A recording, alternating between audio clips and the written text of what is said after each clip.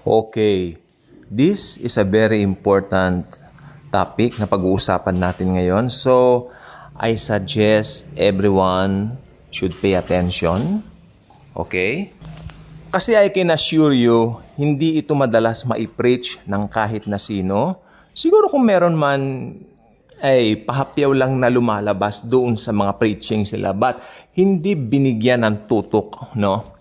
Like yung gagawin po natin ngayon, and this is very important sapagkat ito po yung church age. Ito po yung panahon natin ngayon. Hindi po ito yung panahon kahapon, hindi ito yung panahon bukas, ito yung ngayon.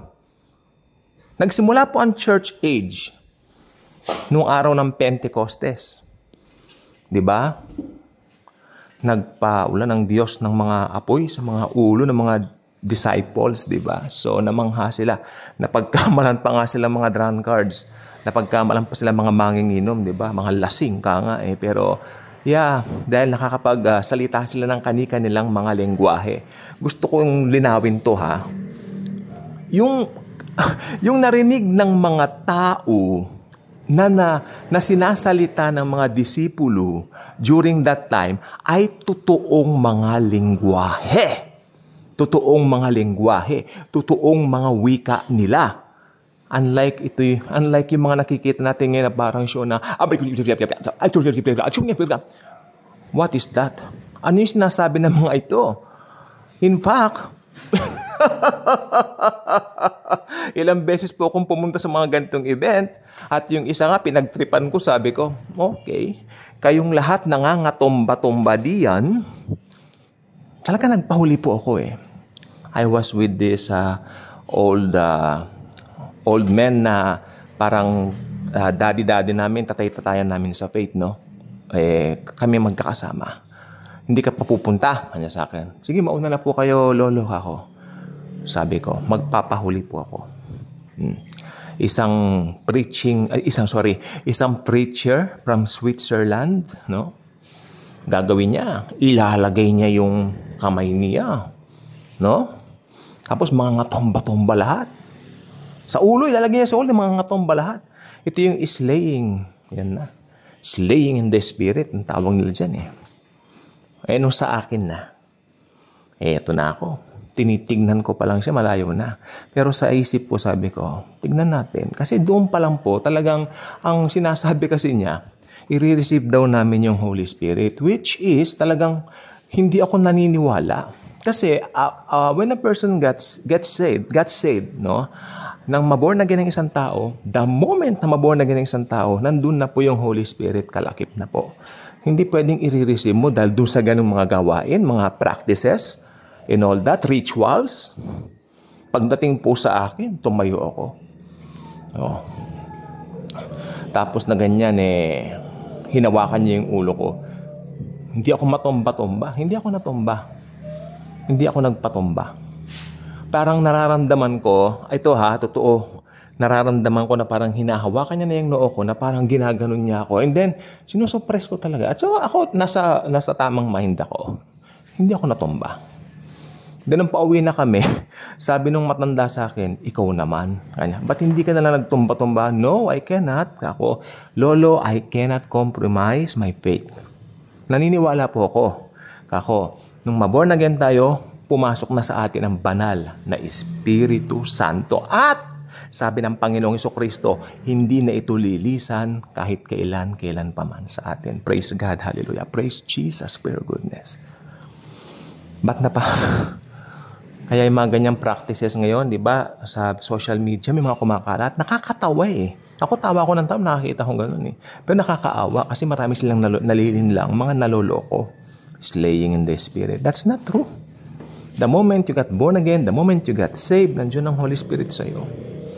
Okay, ba't nasabi ko po ito? Noong araw po ng Pentecost, 3,000 people were saved. Right? Sabi ng Biblia.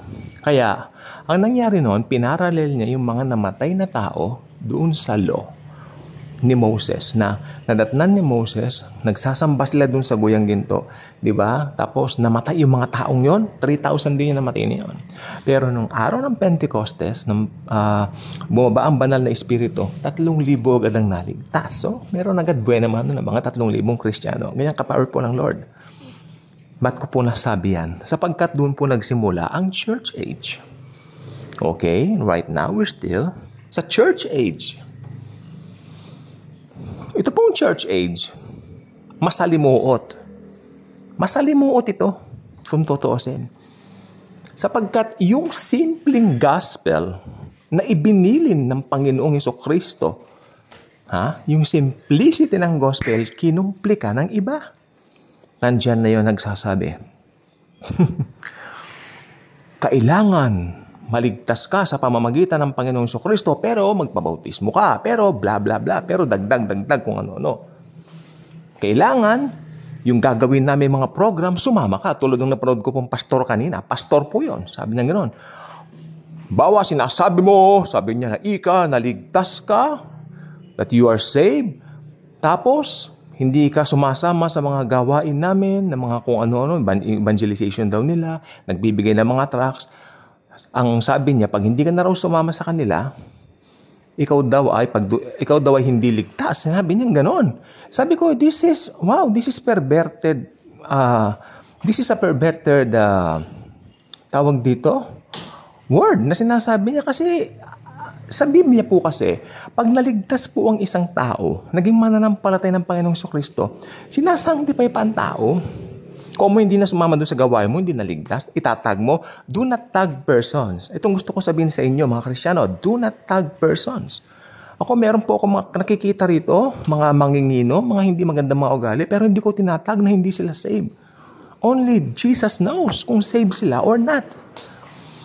Kasi buhay pa po sila eh.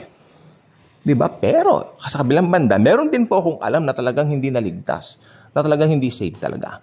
Yung iba nung kamag-anak ko kasi mga patay na po sila. Ilang beses namin trinay ang gospel and yet they're rejecting it by, siguro pinagtatawanan kami. Pero may mga tao talaga ngayon na buhay pa, na kung mo gano'n ng pamumuhay, huwag mo itatag yan. Buhay pa, may pag-asa pa yan. Masalimuot. Itong church age, lumabas dito yung institutional church. No? Walang institutional church nung panahon ng mga disciples. Nung panahon ni Paul. Wala kang makikita sa Biblia, wala kang mababasa sa Biblia na tinawag na pastor si Paul. Wala kang mababasa sa Biblia na tinawag na pastor si James. Wala kang mababasa sa Biblia na tinawag na pastor si Peter. Lalong hindi sila tinawag na father or bishop. Di ba? O pope. Wala. Kaya sabi ko, masalimuot ang church age. Kung ano-ano mga inimbentong, mga doktrina, bla bla bla. Samantalang sa Biblia, manampalataya kay Jesus at yung grace ni Lord, lalago ka doon by focusing on His love alone. At dahil overflowing tayo ng pagmamahal ng Panginoon, we cannot contain it. Kaya kahit anumang araw, pwede tayong magpulong, mag-gather in the name of Jesus, kahit sa ilalim ng puno, sa luneta, pwede dyan. Sa mall, sa BGC kung gusto nyo. Diba? Kahit saan. Wala yung isang place na pupuntahan mo na church, na tinatawag na church yung building. And that's hindi biblical yan. Sa Biblia, tayo ang church. Tayo mga believers ang church. Go back to the Bible. Decide to go back to the Bible. It's very important. It's very crucial. Church age to. Itong church age na ito masalimuot. Sinasabi ko po sa inyo. Daming kultong naglitawan. O doon tayo sa truth. Sabi ni Jesus, I am the way, the truth, and the life. No one cometh to the Father but by me alone. So, si Jesus po, sabi ko po doon sa mga nakaraang vlog, nakaposition na po ngayon. Anytime now, matatapos na po itong church age na to. Paano po matatapos ang church age? I-review niyo mga sarili niyo. Alam pa po ba ninyo? Paano matatapos ang church age? Simple lang po. Pag na-rapture na po ang church, tayo po mga believers. Pag ni-rapture na mga born-again Christian, Tapos na po ang church age. Pasok na ang tribulation. Makikilala na po ng mundo ang Antikristo at the rest will be history. Na nakasulat din po sa Biblia. Kung gusto nyo basahin nyo. Pero hindi naman po kasi ang punto natin ngayon.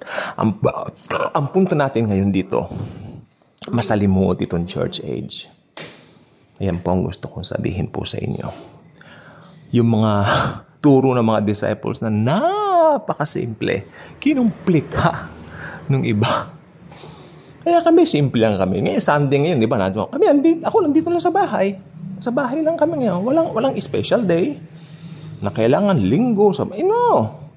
Every day is Sabbath. Every day is rest day. Every day is Jesus Day. Not until malaman nyo yan, hindi kayo lalaya na kagaya ko. Lalaya na kagaya namin. Pero sometimes, pag nag-usap-usap kami, maski 5 lang kami, nag-gather kami. Yun po, ganun po sa Bible. Church age po tayo, pero ang setting po is house church. O pwedeng gather the church kahit saan. Hindi po institutional church. Kasi sa institutional church, pwede kayong kumita, pwede kayong yumaman. In fact, karamihan ng mga perverted pastors nandiyan. Yung mga, di ba?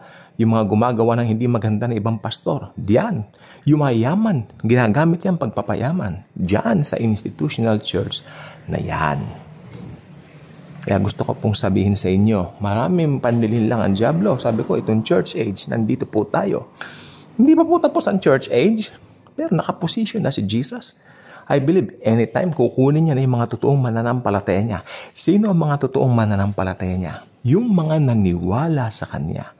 Doon sa tinapos niyang gawa sa cross. No more, no less. Kaya, kung hindi ka pa sigurado sa kaligtasan mo, kung naniniwala ka na maliligtas ka sa mga gawa mo, kung naniniwala ka na maliligtas ka dyan sa simbahan mo, sa ritual mo, doon sa mga pastor mo, may nagkakamali ka. Turn to Jesus. Open your Bible and see the real Jesus. Nandyan si Jesus, hinihintay lang niya na buksan mo ang puso mo at papasok siya sa puso mo. Basta maniwala ka lang na siya lang ang daan, katotohanan at ang buhay. I am the way, the truth, and the life, sabi ni Jesus. No one cometh to the Father but by me. Kaya kung hindi pa kayo subscriber sa ating channel, I invite you to do so. Click the notification bell. YouTube will remind you and give you some notifications kung may mga bago tayong videos like this. Again, thank you very much sa inyong pakikinig at panonood. And Jesus truly loves us all.